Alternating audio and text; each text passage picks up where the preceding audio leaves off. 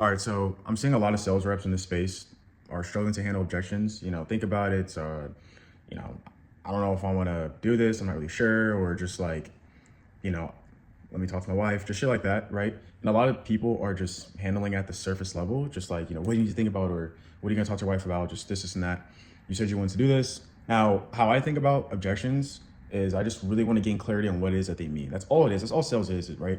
Especially when you're in discovery, you just want to gain clarity on their whole situation. So you want to treat your objection handling, you want to treat objections or concerns as a mini discovery, right? You just want to discover what's holding them back from being able to actually go with your program, right? Or your product or service. So let's say, for example, I get a think about it objection, right? Or, let's just say think about it.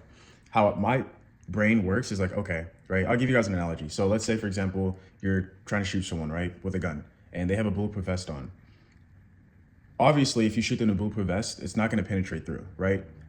With most caliber bullets, right? But let's just say for this instance, it's the least caliber, whatever. You shoot them with the bulletproof vest on, boom, it doesn't penetrate.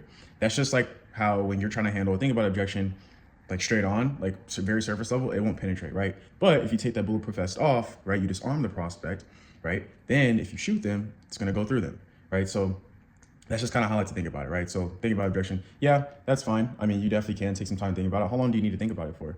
Oh, a couple days, this is that. Okay, cool. Well, let's go ahead and put down a time. So that way, when you do come back, so let's go ahead and put down a time now. So that way we'll come back and, we'll talk. Boom, you get a calendar commitment down. And just before we do go, what were you want to go over your mind? So that way, when we do talk again on, the day that you guys said you guys want to talk on. So let's just say Monday. What were you want to go over in your mind between now and Monday, just so I know what questions, you may have when we do talk again on Monday. Boom, I just disarm the prospect and they're going to tell me the real concerns, right? So, or another thing is like, yeah, it's just a lot of money. It's very expensive. What do you mean by it's a lot of money? Like compared to what exactly, because a lot of money is relative, right? Expensive or cheap is relative. Oh, it's just, it's a lot of money. Like I have the money. I just don't know if it's going to work for me. Boom, got the real objection right there, right? It's a fear objection, right? Or, I just have a lot of money, but I need to move it around. Okay, cool. It's logistics, right? Gotcha. So before you go ahead and go down that route, you want to see if this will work for them. If it does, or obviously I'm going to say, yes, I know for 100% that this can work for me. I just need to move some money around. Okay, cool. Then, it's a logistical concern and they are bought in.